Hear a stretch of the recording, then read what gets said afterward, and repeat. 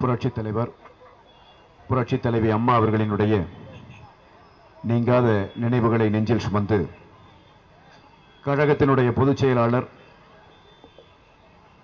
போற்றுதலுக்குரிய முன்னாள் முதலமைச்சர், தமிழ்நாடு சட்டமன்ற எதிர்க்கட்சித் தலைவர், புரட்சி தமிழர் அண்ணன் எடப்பாடியார் அவர்களினுடைய மேலான ஆணைக்கிணங்க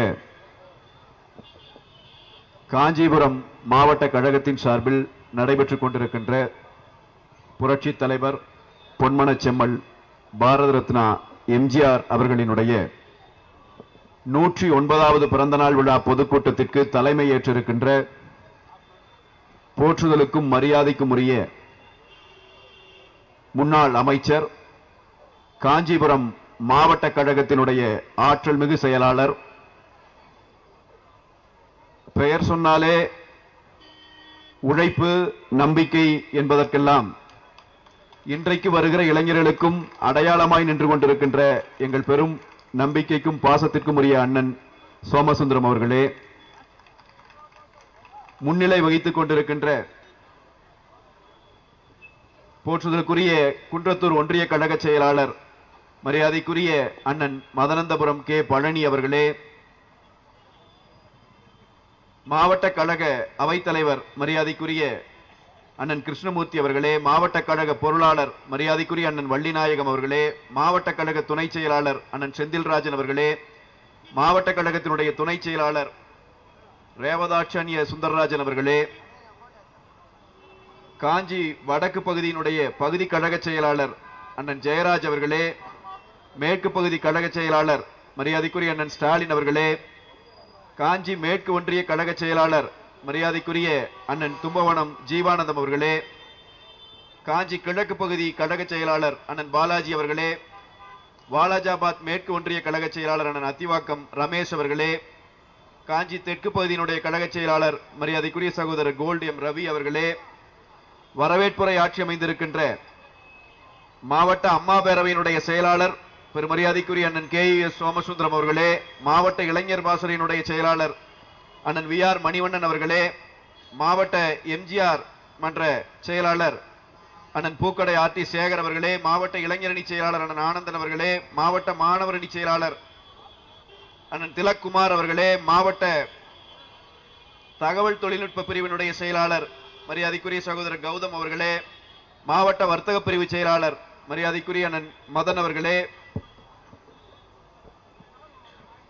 எனக்கு பின்னால் இங்கு ஒரு ஆற்றல் மிகு உரையாற்றுவதற்காக வருகை தந்திருக்கின்ற போற்றுதலுக்கும் மரியாதைக்கும் உரிய கழகத்தினுடைய கழக அமைப்பு செயலாளர் அண்ணன் திருவேற்காடு பா சீனிவாசன் அவர்களே, கழகத்தினுடைய அமைப்பு செயலாளர் முன்னாள் சட்டமன்ற உறுப்பினர் போற்றுதலுக்கும் மரியாதைக்கும் உரிய அக்கா மைதிலி திருநாவுக்கரசு அவர்களே, காஞ்சிபுரம் மத்திய கூட்டுறவு வங்கியினுடைய முன்னாள் தலைவர், கழகத்தினுடைய அமைப்பு செயலாளர் முன்னாள் சட்டமன்ற உறுப்பினர் மரியாதைக்குரிய அண்ணன் வாலாஜாபாத் கணேசன் அவர்களே, தலைமை கழக பேச்சாளர் அன்பிற்குரிய அண்ணன் ஆளூர் அப்துல் ஜலீல் அவர்களே, அனைத்துலக எம்ஜிஆர் மன்ற இணை செயலாளர் முன்னாள் நாடாளுமன்ற உறுப்பினர் போற்றுதலுக்குரிய அண்ணன் காஞ்சி பன்னீர்செல்வம் அவர்களே, முன்னாள் சட்டமன்ற உறுப்பினர் மரியாதைக்குரிய அண்ணன் கே பாலாஜி அவர்களே, மரியாதைக்குரிய சகோதரர் SSR சத்யா அவர்களே, கழக அம்மா பேரவையினுடைய துணை செயலாளர் அண்ணன் ராஜசேகர் அவர்களே, மரியாதைக்குரிய அண்ணன் ND சுந்தர் அவர்களே, மரியாதைக்குரிய சகோதரர் சிவகுமார் அவர்களே, நன்றியுரையாற்றவிருக்கின்ற காஞ்சிபுரம் மாநகர வடக்கு பகுதி மாவட்ட பிரதிநிதி மரியாதைக்குரிய சகோதரர் தியாகராஜன் அவர்களே, 17வது வட்டக்கழக செயலாளர் அண்ணன் மனோகரன் அவர்களே, காஞ்சிபுரம் மாநகர வடக்கு பகுதி எம்ஜிஆர் மன்ற செயலாளர் அண்ணன் கங்காதரன் அவர்களே, பெயர் சொல்லி அழைப்பதென்றால் எல்லார் பெயரையும் சொல்கிற அளவிற்கு இந்த கூட்டம் நடைபெறுவதற்கும் கழகத்தினுடைய செய்திகளை மக்கள் மத்தியிலே கொண்டு போய் சேர்ப்பதற்கும் களம் அமைத்துக் கொண்டிருக்கின்ற அன்பிற்குரிய சொந்தங்களே, இந்த கழகம் எத்தனையோ பேரை கோபுரத்தின் உச்சியிலே கொண்டு போய் வைத்திருக்கிறது.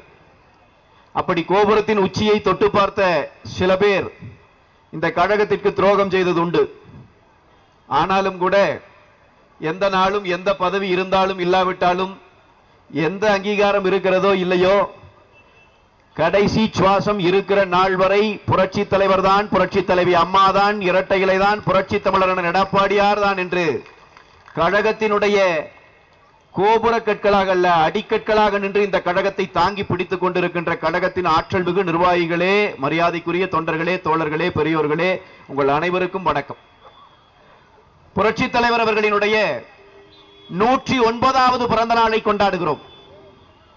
ஒரு மனிதர் பிறந்து மறைந்து பல்லாண்டுகள் கழித்து அவர் நினைக்கப்படுகிறார். காஞ்சிபுரம் மாவட்டத்திலே நடக்கிற இந்த கூட்டத்திலே மட்டும் நினைக்கப்படுகிறாரா? தமிழ்நாட்டிலே மட்டும் நினைவு கூறப்படுகிறாரா? இந்தியா முழுவதும் பேசப்படுகிறாரா? இல்லை என் அன்பு சொந்தங்களே, இந்த பூமி பந்தில் தமிழன் எங்கெல்லாம் வாழுகிறானோ அங்கெல்லாம் அந்த மனிதர் நினைக்கப்படுகிறார், அந்த மனிதர் கொண்டாடப்படுகிறார். 109 ஆண்டுகளுக்கு முன்னால் பிறந்த மனிதன் ஒரு 100 ஆண்டு கடந்து இன்றைக்கும் நினைக்கப்படுகிறார்.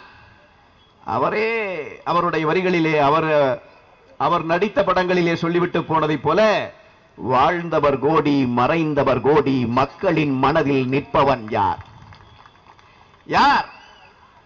மக்களின் மனதிலே நிற்கிறவன் தன்னுடைய பையனுக்கும் தன்னுடைய பேரனுக்கும் அவனுக்கு பிறக்க போற பேரனுக்கும் சேர்த்து சொத்து சேர்த்து விட்டு தமிழ்நாட்டை கூறு போட்டு கொடுத்து விட்டு போகிறவனா? மக்களின் மனதில் நிற்கிறவன் சொத்து சேர்த்தவனா? மக்களின் மனதில் நிற்பவன் யார் என்று கேட்டுவிட்டு சொன்னார், மாபெரும் வீரர், மானம் காத்தோர், சரித்திரம் தனிலே நிற்கின்றார். 109 வருடங்களுக்கு முன்னால் பிறந்த ஒரு மனிதரை இன்றைக்கும் நாம் கொண்டாடுகிறோம். அன்பு சொந்தங்கள், நான் உங்களுக்கு சொல்லுகிறேன், தமிழ்நாட்டினுடைய கடந்த அரை நூற்றாண்டு கால அரசியல், அண்ணா திராவிட முன்னேற்ற கழகமும் திமுகவும் 2 முறை அரசியல் தான் இருந்து கொண்டிருக்கிறது. திமுகவிலே கருணாநிதி, இங்க அண்ணா திராவிட முன்னேற்ற கழகத்தை தொடங்கியதிலே இருந்து புரட்சி தலைவர். புரட்சி தலைவருக்கு நீங்கள் சில பேர் அறிந்திருப்பீர்கள், இன்னும் சில பேருக்கு தெரியாது. தமிழ்நாட்டை தாண்டி வெளியே போனால் ஈழத்திலே புரட்சி தலைவருக்கு சிலை உண்டு. ஈழ தமிழர்கள் புரட்சி தலைவரை தலைவராக கொண்டாடுகிறார்கள். யாழ்ப்பாணத்திலே சிலை உண்டு. நான் சில நாடுகளுக்கு பயணிக்கிற வாய்ப்பை பெற்றவன். ஐரோப்பிய நாடுகளிலே பயணிக்கிற போது ஈழ தமிழர்களினுடைய வீடுகளிலே தங்குவதுண்டு. ஈழ தமிழர்களினுடைய வீடுகளில், பெரும்பாலான வீடுகளில், அவர்கள் தேசிய தலைவர் பிரபாகரன் படத்திற்கு பக்கத்திலேயே தமிழ்நாட்டிலிருந்து ஒரு தலைவனின் படம் இடம்பெற்றிருக்கும் என்று சொன்னால் அது புரட்சி தலைவரின் படம் மட்டும்தான். அப்படி என்றால் கருணாநிதியை தெரியாதா என்று நீங்கள் கேட்க வேண்டாம். கும்மிடி பூண்டியை தாண்டினால் எவனுக்கும் தெரியாது. கொஞ்சம் வடக்கோ கொஞ்சம் தெற்கோ போனால் யாருக்கும் தெரியாது. கருணாநிதி நினைக்கப்படுவது எதற்காக? துரோகத்தின் வடிவத்திற்காக. இதை நான் சொல்லுகிற போது ஏதோ அதிமுக காரன் கூட்டம் போட்டு இப்படி பேசுகிறான் என்று நீங்கள் நினைக்க கூடாது. வரலாற்றிலே சாட்சியங்கள் உண்டு. புரட்சி தலைவர் அனைத்து இந்திய அண்ணா திராவிட முன்னேற்ற கழகம் என்கிற கட்சியை தொடங்கினார். அவர் வாழுகிற நாள் வரை முதலமைச்சராகவே வாழ்ந்தார். மீண்டும் மீண்டும் மீண்டும் மீண்டும் வெற்றி பெற்றார். அவர் மறைந்தார். மறைந்த பிறகு இன்றைக்கும் கூட பல பேர் கட்சி தொடங்குகிறார்கள். நிறைய கட்சிகள் வருகிறது இல்லைங்களா? நான் ஒரு கேள்வியைத்தான் மீண்டும் மீண்டும் தமிழ் சமூகத்திலே முன்வைத்துக் கொண்டே வருகிறேன். இன்றைக்கும் பல பேர் கட்சி தொடங்குகிறார்கள். மரியாதைக்குரிய விஜயகாந்த் அவர்கள் கட்சி தொடங்கினார். கட்சி தொடங்கிய விஜயகாந்த் அவர்கள் என்ன சொன்னார்? சார், எப்படி ஒரு ஆட்சியை கொடுப்பீங்க? அவர் சொன்னார், நாங்கள் வந்தால் எம்ஜிஆரின் ஆட்சியை கொடுப்போம். சொன்னாரா இல்லையா? இன்றைக்கு நடிகர் விஜய் ஒரு கட்சி தொடங்கி இருக்கிறார். அவரை பார்க்கிறோம். எங்கள் பேருந்தா அவர் பேருந்தா என்றே தெரியவில்லை. முழுக்க முழுக்க எங்கள் தலைவரைத்தான் வைத்திருக்கிறார். அங்கே புரட்சி தலைவரினுடைய படம் இருக்கிறது, அண்ணாவின் படம் இருக்கிறது. இன்னும் பல பேர் கட்சி தொடங்குகிறார்கள். அவர்களை கேட்டால் காமராஜர் ஆட்சியை கொடுப்போம், எம்ஜிஆர் ஆட்சியை கொடுப்போம், இதைத்தான் சொல்லுகிறார். மறந்தாவது யாராவது ஒருவர் கருணாநிதியின் ஆட்சியை கொடுப்பேன் என்று சொன்னதுண்டா? சொன்னால் கட்சி நடத்த முடியுமா? தமிழ்நாட்டு மக்கள் தெளிவாக இருக்கிறார்கள். ஒரு கருணாநிதி போதுமடா இந்த ஒட்டுமொத்த இனத்திற்கும் என்று. எனவே கருணாநிதியின் மகன் கூட நாட்டின் முதலமைச்சராக இருக்கிற போது கருணாநிதி ஆட்சியை கொடுப்பேன் என்று சொல்லவே மாட்டார், சொல்லவே முடியாது, சொன்னதும் இல்லை. ஆனால் நாம் நெஞ்சுயர்த்தி சொல்லுகிறோம், அனைத்து இந்திய அண்ணா திராவிட முன்னேற்ற கழகத்தை சார்ந்தவர்கள் புரட்சி தமிழரினுடைய தலைமையிலே புரட்சி தலைவரின் ஆட்சியை, புரட்சி தலைவி அம்மா அவர்களின் ஆட்சியை தருவோம் என்று. ஏன் நல்லாட்சி கொடுத்தவர்கள். அதனால் நான் உங்களுக்கு சொல்லுகிறேன், ஏன் அந்த மனிதர் நினைக்கப்படுகிறார் தெரியுமா? ஒரு சாதாரண குடும்பத்தில் பிறந்து சாதாரணமா வளர்ந்து பசியை பட்டினியை பார்த்து வளர்ந்தவர் இந்த எம்ஜிஆர். சும்மா சாதாரணமா வரல. வள்ளுவனிடம் கேட்டார்கள், இந்த உலகத்திலேயே மிகப்பெரிய துயரம் எது? 2000 வருஷத்துக்கு முன்னாடி வாழ்ந்த வள்ளுவன் சொல்லிட்டு போன, இந்த உலகத்தில் மிகப்பெரிய துயரம் எது தெரியுமா? பசியா, பட்டினியா, நோயா? அதையெல்லாம் விட பெரிய துயரம் இருக்கிறது என்றார். அது என்ன துயரம்? வள்ளுவன் சொன்னான், ஈன்றாள் பசி காண்பாலாயினும் என்று சொன்னான். நம்மை பெற்றெடுத்த தாய் பசியால் துடிக்கிற காட்சியை பார்க்கிறோம் இல்லையா? அதுதான் இந்த உலகத்தில் இருப்பதிலேயே கொடூரமான துன்பம். அந்த துன்பத்தை அனுபவித்து வந்தவர் புரட்சி தலைவர் எம்ஜிஆர். அதனால் தான் அந்த மனிதன் வாழ்க்கையில் வெற்றி பெற்று முடிசூடா மன்னனாக திகழ்ந்து இந்த நாட்டிற்கே முதலமைச்சராக மாறிய போதும் அந்த மனிதருக்கு தெரிந்தது, ஏழை எளிய மக்களினுடைய பசியை பிடியை போக்க வேண்டும் என்கிற சிந்தனை வந்தது. பள்ளிக்கூடத்திலே படிக்கிற பிள்ளைகள் படிப்பதற்கு பள்ளிக்கூடம் வர வேண்டும் என்றால் அவன் பசியாறி இருக்க வேண்டுமே, பசியாராமல் எப்படி படிப்பை கொடுக்க முடியும் என்று சொல்லி இந்தியாவில் எந்த தலைவனும் அந்த நாளில் சிந்தித்து பார்க்க முடியாத நிலையில் சத்துணவு திட்டம் என்கிற திட்டத்தை அந்த தலைவன் இந்த மண்ணிலே கொண்டு வந்தான். உணவுக்காக, ஒருவேளை உணவுக்காக பள்ளிக்கூடம் போவோமே என்று அன்றைக்கு பள்ளிக்கூடத்துக்குள்ளே நுழைந்த குழந்தைகள் தான் இன்றைக்கு 50 ஆண்டுகளை கடந்து பார்க்கிறோம். இந்த பூமி பந்து முழுவதும் இன்றைக்கு அவர்கள் என்ஜினியர்களாக, டாக்டர்களாக, விஞ்ஞானிகளாக இந்த உலகத்தையே காப்பாற்றுகிற பணியிலே அவன் இன்றைக்கு ஈடுபட்டுக் கொண்டிருக்கிறான் என்றால் புரட்சி தலைவர் கொண்டு வந்த திட்டம். அதற்கு முன்னால் கருணாநிதி முதலமைச்சராக இருந்தார். சத்துணவு திட்டம் தோன்றியதா மனதிலே? ஏன் தோணல? மக்களை குறித்து சிந்திக்கிற தலைவனுக்கு அந்த திட்டம் தோன்றும். அவருக்கு தோன்றியது, புரட்சி தலைவருக்கு தோன்றியது செய்து காட்டினார். ஏராளமான திட்டங்களை கொடுத்து விட்டு போனவர். நான் உங்களுக்கு சொல்றேன், புரட்சி தலைவரினுடைய வழியிலே வந்த காரணத்தால் தான் புரட்சி தலைவி அம்மா அவர்கள் அம்மா உணவகங்கள் என்கிற அட்சய பாத்திரங்களை இந்த மண்ணுக்கு கொடுத்தார். அம்மா உணவகங்கள். நேற்றைக்கு கூட நான் ஒரு நிகழ்ச்சிக்கு போயிருந்தேன். அந்த நிகழ்ச்சியிலே ஒரு மண்டபத்தில் இருக்கிற ஒரு தம்பி அவன் வந்து சொன்னான், அண்ணா இந்த அம்மா உணவகங்கள் குறித்து கொஞ்சம் நீங்க எப்பவுமே பேசணுங்க. நான் பேசிட்டே தானப்பா இருக்கிறோம், அதை எடுத்து சொல்லிட்டே தானே இருக்கிறோம். போதாதுங்கன்னா, என்னை மாதிரி சாதாரண குடும்பத்தில் இருந்து வந்து டிஎன்பிஎஸ்சி எக்ஸாம் எழுதுறதுக்கு, ஐஏஎஸ் ஐபிஎஸ் தேர்வு எழுதுறதுக்கு, ஒரு அசிஸ்டன்ட் டைரக்டரா வந்து சேர்றதுக்கு, ஒரு சாதாரண ஊழியனாக வருவதற்கு இந்த சென்னை போன்ற பெருநகரங்களை நோக்கி ஓடி வந்த பல லட்சம் பேரினுடைய பசியாற்றிய இடங்கள் அந்த அம்மா உணவகங்கள். அதை நீங்கள் இன்றைக்கு இருக்கிற ஆட்சி கெடுத்து குட்டிச்சவராக்கி வைத்திருக்கிறான். அதை பேசுங்கள்னா உண்மை, அது சத்தியம். அம்மா அவர்கள் கொண்டு வந்தாங்க அந்த திட்டத்தை. நான் உங்களுக்கு சொல்றேன், கொரோனா காலம் அம்மா எல்லாம் மறந்திருக்க மாட்டீங்க. பல நாடுகள்ல, பல மாநிலங்கள்ல கொரோனா காலத்தை எப்படி எதிர்கொள்றதுன்னு தெரியல. ஒரு ஆள் வேலை செஞ்சிட்டு இருக்கிறான், குஜராத்தில் இருப்பான், உத்தரப்பிரதேசத்துல வேலை செஞ்சிட்டு இருப்பான். உத்தரப்பிரதேசிலிருந்து குஜராத்துக்கு தன் சொந்த வீட்டுக்கு திரும்பி போகணும். போவதற்கு வாய்ப்பில்லை, வழி இல்லை, கையிலே பணம் இல்லை. ஒரு கையில மனைவியை பிடித்துக் கொண்டு, தோள் மீதும் இன்னொரு கையிலும் குழந்தைகளை தூக்கி கொண்டு ஆயிரக்கணக்கான கிலோமீட்டர்கள் நடந்தே போனார்கள். போகிற பாதையிலே செத்து விழுந்தவன் எத்தனையோ பேர். ஆனால் என் அன்பு சொந்தங்களே, அண்ணா திராவிட முன்னேற்ற கழகம், புரட்சி தமிழர் எடப்பாடியார் தலைமையிலே அன்றைக்கு ஆட்சி நடந்தது. தமிழ்நாட்டில் ஒரு பட்டினிச்சாவு கூட இல்லை என்கிற நிலையை உருவாக்கி காட்டினோம். காரணம் என்ன தெரியுமா? அம்மா உணவகங்கள் என்கிற அட்சய பாத்திரங்களை திறந்து விட்டார் அந்த மக்கள் தலைவன். அது புரட்சி தலைவர் வழியிலே வந்தது. அப்ப அதிமுக சோறு கொடுத்துச்சு சாப்பிடுறதுக்கு. அதிமுக இந்த நாட்டினுடைய வளர்ச்சியை உத்தரவாதப்படுத்துச்சு. திமுக என்ன பண்ணுச்சு? இன்னைக்கு கஞ்சா கொடுக்கறானா இல்லையா? தமிழ்நாட்டில் கஞ்சா கிடைக்காத தெரு ஒரு தெரு இன்னைக்கு இருக்கா? போதைப் பொருள்களினுடைய உச்சபட்ச புழக்கம் வரலாற்றில் என்றைக்கும் நாம் பார்த்ததில்லை. பள்ளிக்கூட வாசல்களில, கல்லூரி வாசல்களிலே இன்றைக்கு கஞ்சா பொருட்கள் விற்கப்படுகிறது. உண்மையா இல்லையா? சத்தியம் சொல்றேன் நான். கஞ்சாவை தாண்டி மேல போயிட்டான். Synthetic drugs. ஊசியிலே குத்திக் கொள்ளுகிறான்.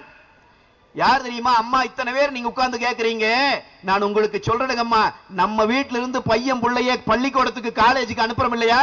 எதற்காக அனுப்புறோம்? ஒரு குழந்தை படிச்சு வந்துட்டான்னா அவன் இந்த குடும்பத்தின் வாழ்க்கையே மாத்திடுவான். அட, எங்க வாழ்க்கை முழுவதும் மாறுவதற்கு ஒரு பிள்ளை படிக்கட்டும் என்று கல்லூரிக்கு அனுப்பினால் அந்த கல்லூரி வாசலிலே நின்று அந்த பிள்ளையின் கரங்களிலே கஞ்சாவை கொடுக்கிற கேடுகட்ட மோசடி இன்றைக்கு நடக்கிறது தமிழ்நாட்டில். தடுக்கவே முடியலையே. போன வாரம் ஒரு பையன் நம்ம பார்த்தோம். வடநாட்டிலிருந்து வேலை செய்ய வந்த பையனை ரயில்ல வச்சு வெட்டினா. பாத்தீங்களா இல்லையா அந்த வீடியோ? கையில அருவாள் எடுத்துட்டு போற அந்த பையனை அடிச்சு அடிச்சு கொஞ்சம் கொஞ்சமாக வெட்டுகிறான். அவன் செத்தானா பிழைச்சானான்னு இந்த அரசாங்கம் இன்னைக்கு வரைக்கும் நம்ம கிட்ட சொல்லல. யாருக்காவது தெரியுமா என்ன ஆச்சு அந்த பையனுக்கு? தெரியாது. கொண்டு போயிட்டான், மருத்துவமனைக்கு எடுத்துட்டு போறேன்னா ஏன் வெட்டினா? அதுதான் கேள்வி. ஒரு பையனை கையில அருவாள் எடுத்துட்டு போய் வெட்டியே கொல்லணும்னா எவ்வளவு பெரிய வக்கரம் நெஞ்சில் இருக்கணும். எப்படா பசங்களால் அதை செய்ய முடியுது? எப்படி முடியுது தெரியுங்களா? அக்கா சொல்றாங்க பாருங்க, செய்தி பார்த்திருக்கிறாங்க, அதனால சொல்றாங்க. அந்த கொலையை செய்த அத்தனை அயோக்கியனும் அன்றைக்கு கஞ்சா போட்டு இருந்தான், போதையிலே இருந்தான். போதையிலே இருந்தவன் என்ன செய்கிறோம் என்று தெரியாமல் பக்கத்தில் இருக்கிற மனிதனை வெட்டுகிற காட்சியை தமிழ்நாடு பார்க்கிறது. நான் கேட்கிறேன், அந்த வடமாநில இளைஞனுக்கு நேர்ந்த கதி உங்களுக்கும் எனக்கும் ஏற்பட, நம் வீட்டிலே இருக்கிற பிள்ளைக்கு ஏற்பட எத்தனை நேரமாகும்? நடக்காத? நாளைக்கு கட்டாயம் நடக்கும், சத்தியமா நடக்கும். ஏன் இந்த கஞ்சா புழக்கத்தை இந்த அரசாங்கத்தினால தடுக்க முடியல?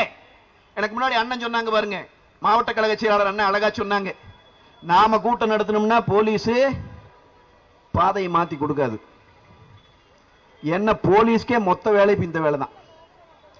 அதிமுக காரர் எங்க போறாரு, அதிமுக காரர் என்ன பண்றாரு, இந்த உளவுத்துறைன்னு நண்பர்கள் இருப்பாங்க, உட்கார்ந்து நோட்ஸ் எடுத்துட்டு இருப்பாங்க, என்ன பேசுறான், எங்க வழக்கு போடலாம், இதுதான் வேலை. ஏன் கஞ்சா புழக்கத்தை ஒழிக்க முடியல? ஏன்னா விக்கிறவனே இவன் தான். ஆமா, நான் சொல்றேன், சத்தியம் பண்ணி சொல்றேன், விக்கிறவனே திமுக காரன் தான்.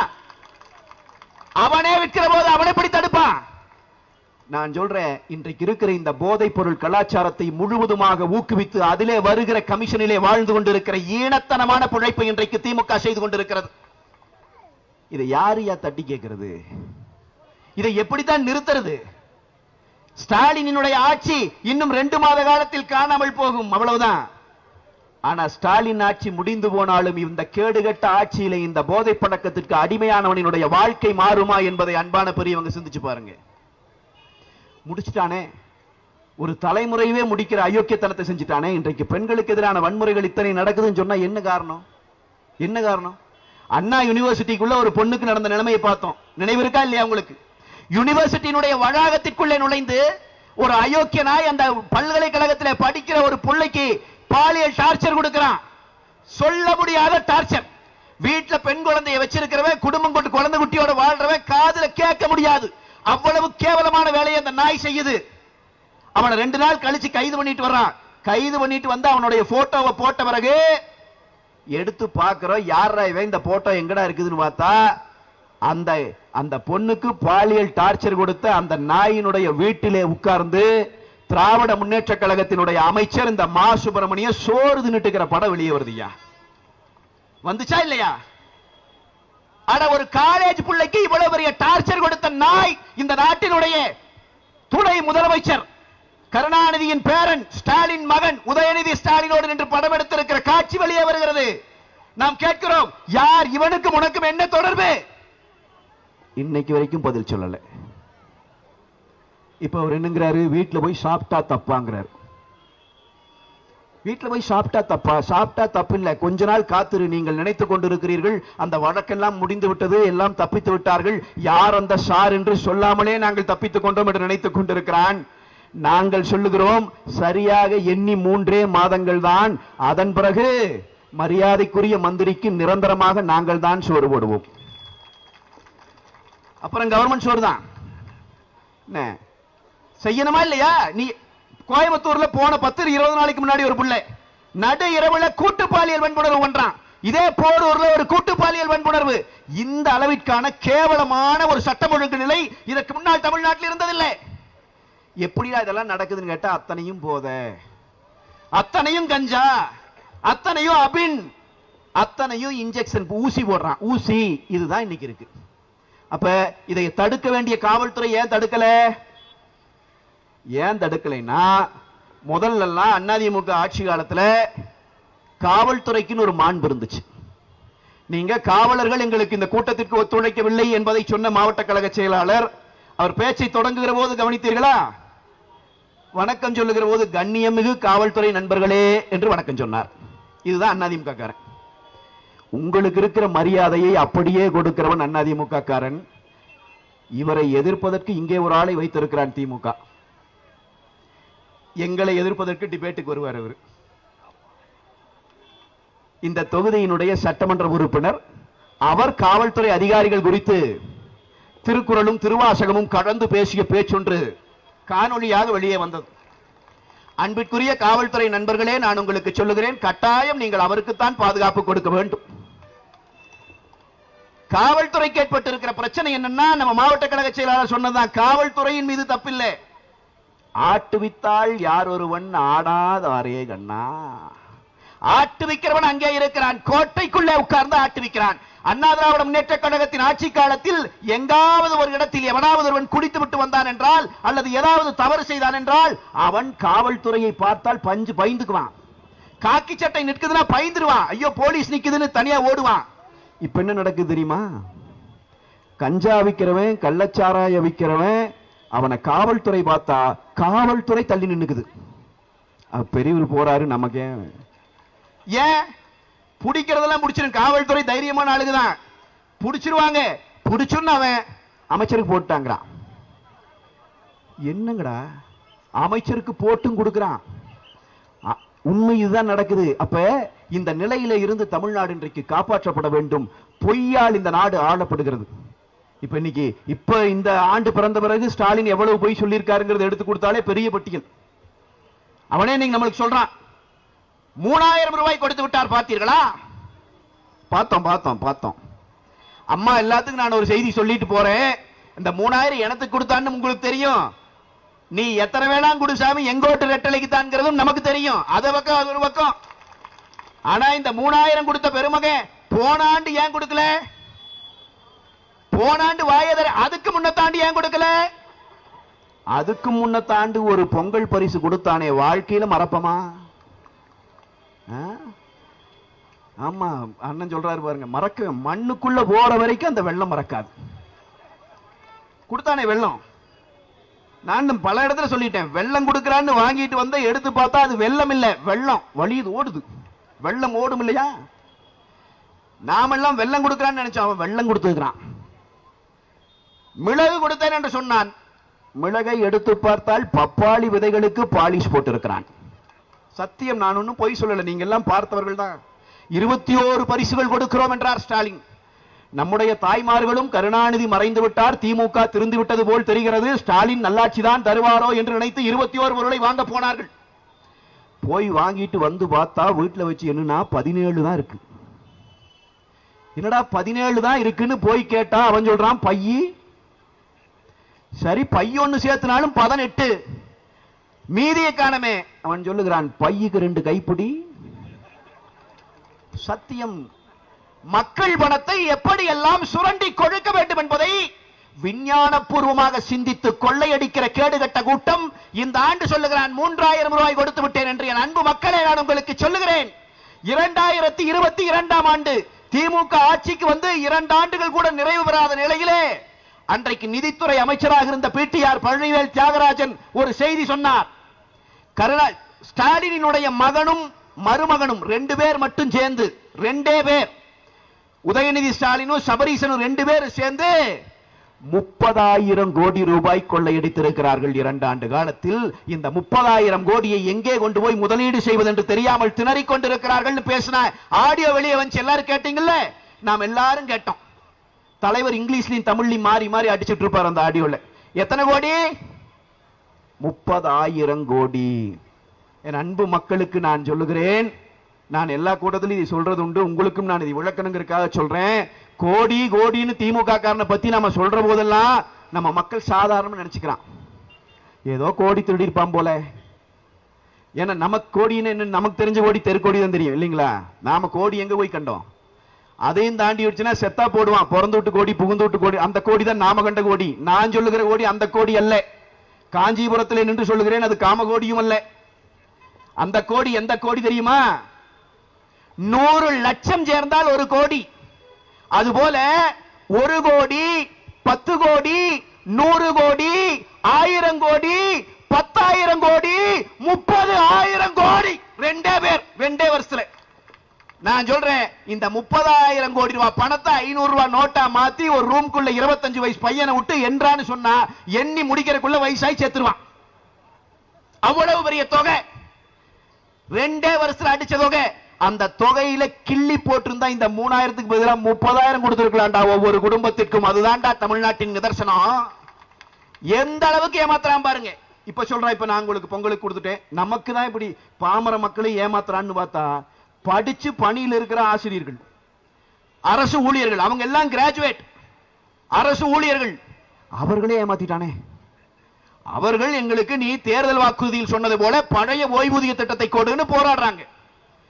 இவரு ஒரு ஓய்வூதிய திட்டத்தை அறிவிச்சார். அறிவிச்ச அன்னைக்கு அரசு ஊழியர்களே ஐயோ கொடுத்துட்டார் போல இருக்குது மகராசன் சொல்லி எல்லா ஸ்வீட் கொடுக்கிற. எனக்கே ஒருவன் கொண்டு வந்து ஸ்வீட் கொடுத்தார், ஒரு நண்பர்.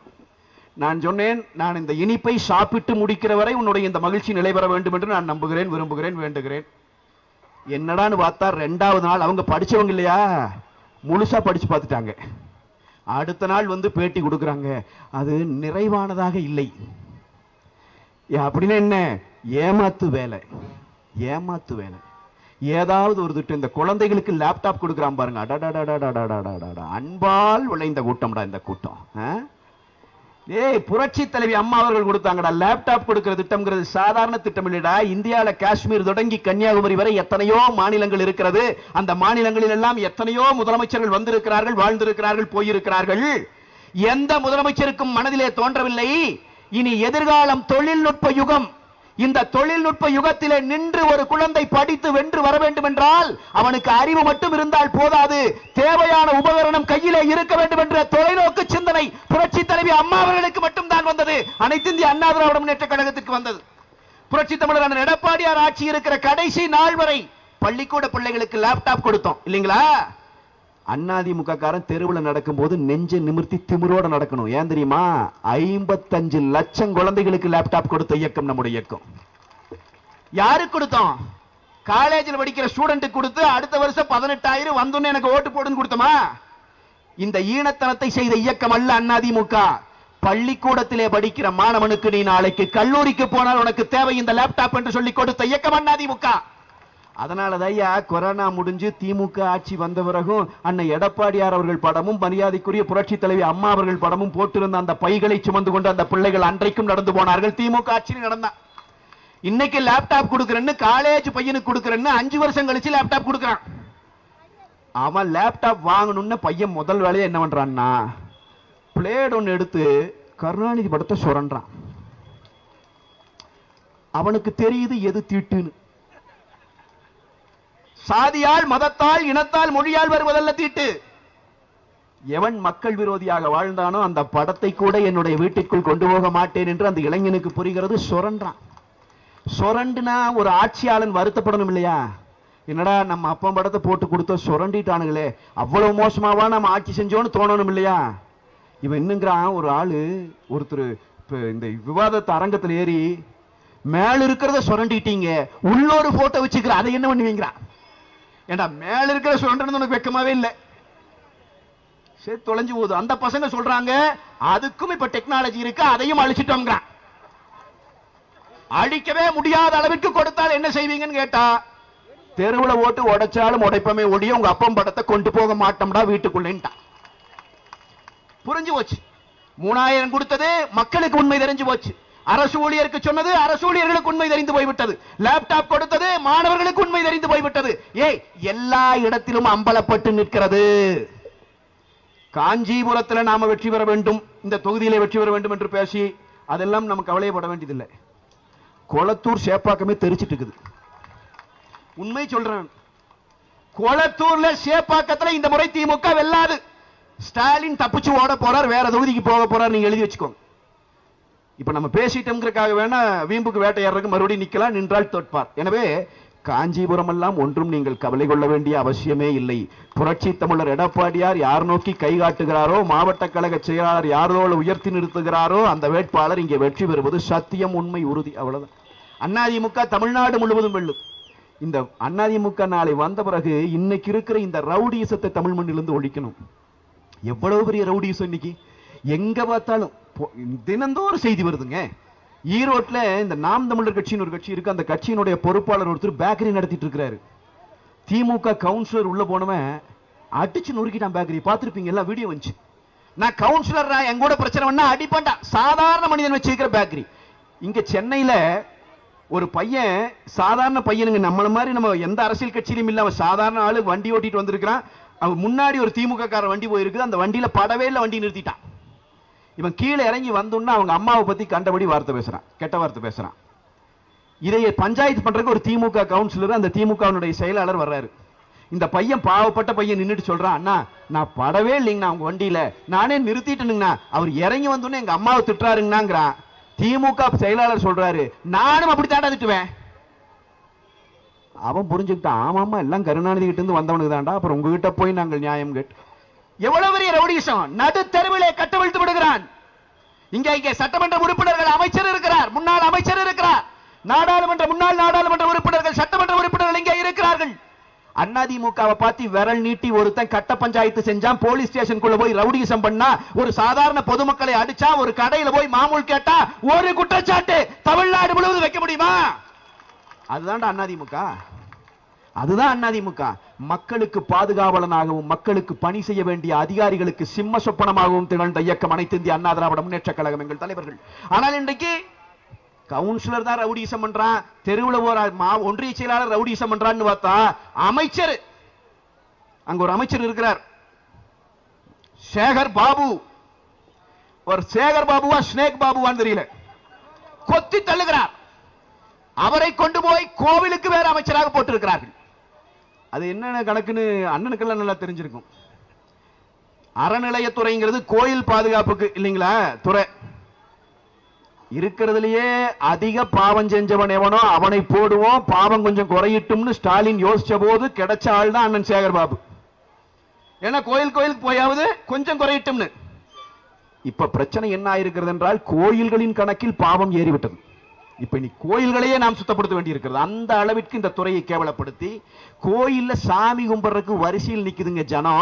அந்த ஜனங்க கிட்ட போய் பேசுறாருங்க இந்த நாட்டினுடைய அமைச்சர். அவர் பேசிய வார்த்தையை இந்த மேடையிலே நான் பேச முடியாது, ஏனென்றால் இது அண்ணா திராவிட முன்னேற்ற கழகத்தின் மேடை. அவ்வளவு கொச்சையான வார்த்தையிலே நான் சாதாரண பொதுமக்களை திட்டுகிறவன் இன்றைக்கு அமைச்சராக உட்கார்ந்து கொண்டிருக்கிறார்.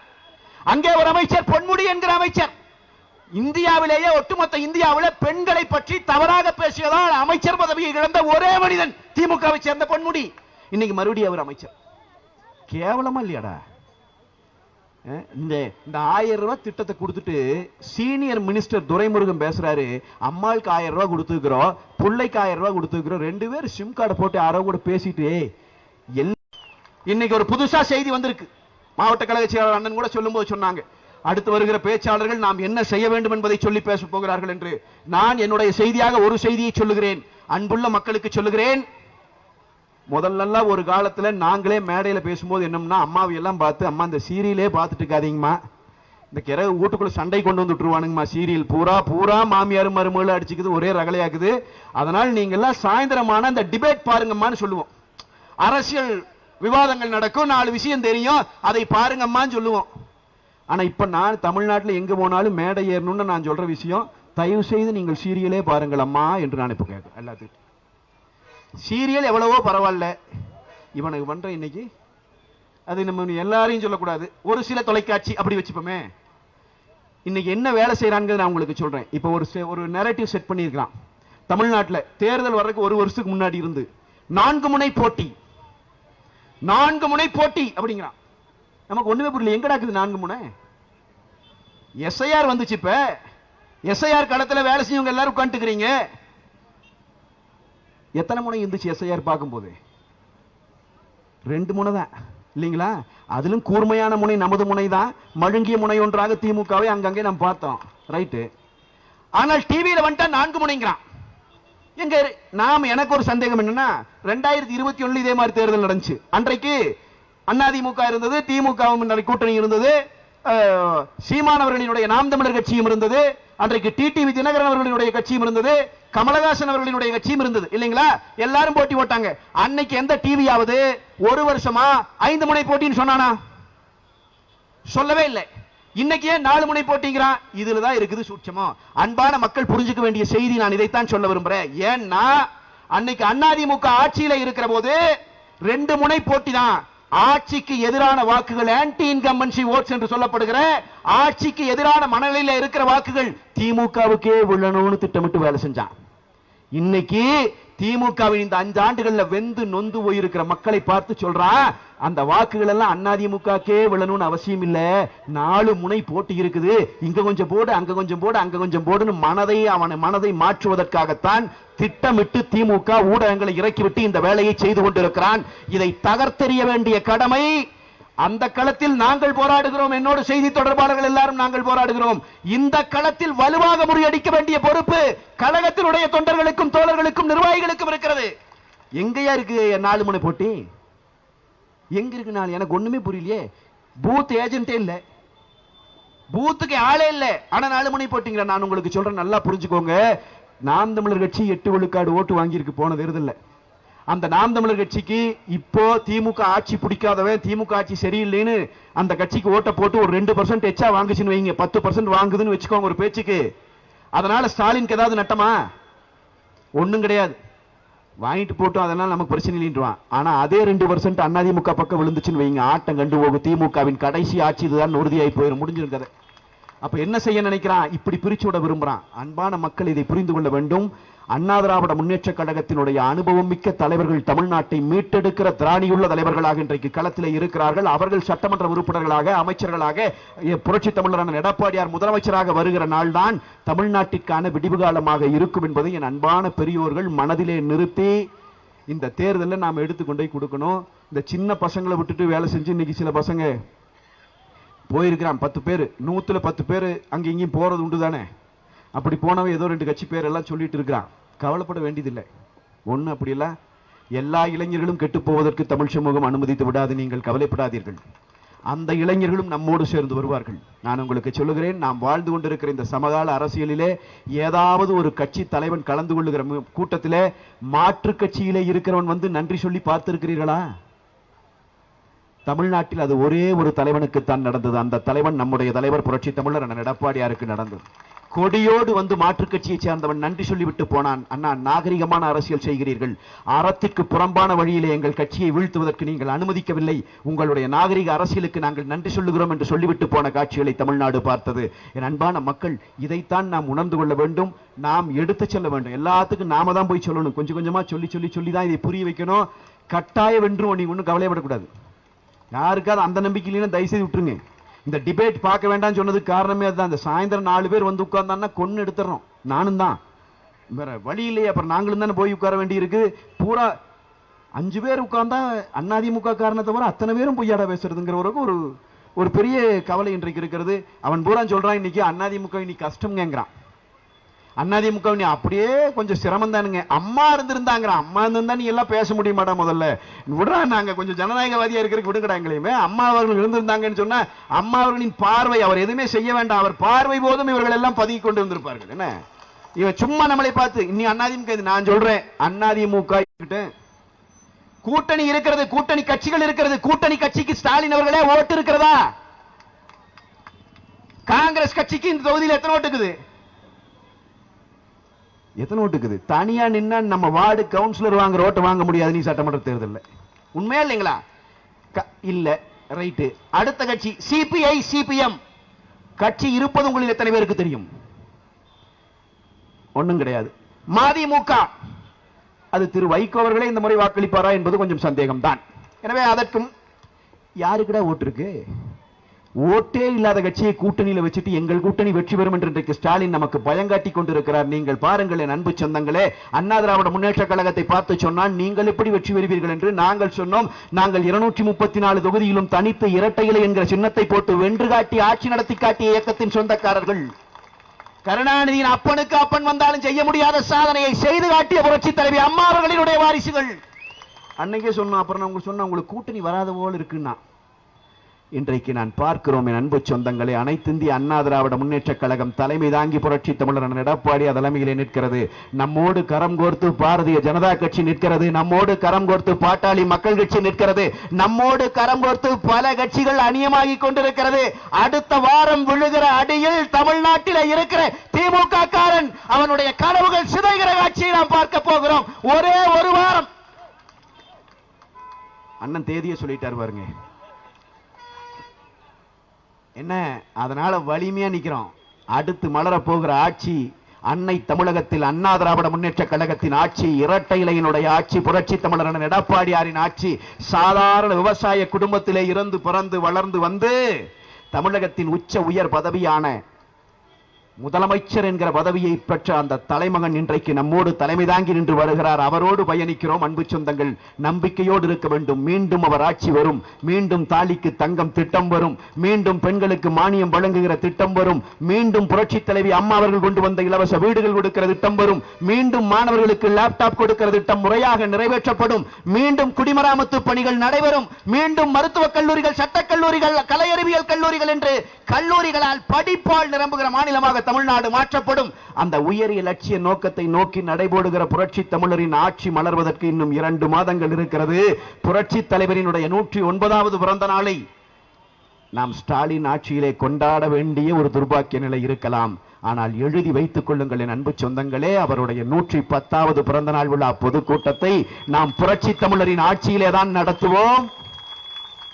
அன்றைக்கு பேசுகிற போது இவ்வளவு சாதாரணமாக பட்டியலை படிக்க முடியாது. மாண்புமிகு மாண்புமிகு மாண்புமிகு என்று அழைத்து பேசுகிற அந்த நாளும் வந்து சேர்ந்திருக்கும் என்ற நம்பிக்கையில் மறக்காமல் மாவட்ட கழக செயலாளர் அந்த கூட்டத்திற்கும் என்னை அழைக்க வேண்டும். அந்த வெற்றி கூட்டத்திலும் நான் வந்து இங்கே பேச வேண்டும் என்கிற கோரிக்கை வைத்து களத்திலே இறங்குங்கள். அதிமுக காரன் கரைவேட்டி கட்டி களத்தில் இறங்கினால் வான வேடிக்கை தான் என்கிற வரலாற்றை மீண்டும் நாம் படைக்க வேண்டும். ஊனிறக்கம் இல்லாமல் வேலை செய்யணும். விற்றக்கூடாது. நம்ம விட்டோம்னா தமிழ்நாட்டை காக்க ஆள் கிடையாது. இன்னைக்கு அம்மா தாய்மார்க, கழகத்தினுடைய அன்பு சொந்தங்க, சகோதரர்கள் களத்தில் இறங்குங்க. வீடு வீடா போங்க, வீதி வீதியா போங்க. செய்த சாதனைகளை சொல்லுங்க. இன்றைக்கு நடந்து கொண்டிருக்கிற அவலங்களை சுட்டி காட்டுங்க. நாளை நமதாக வேண்டும். 234 இரட்டை இலை வெற்றி காண வேண்டும்.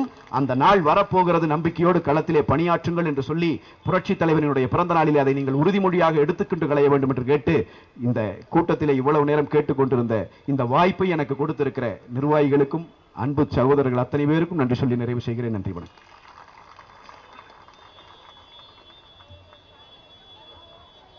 அடுத்ததாக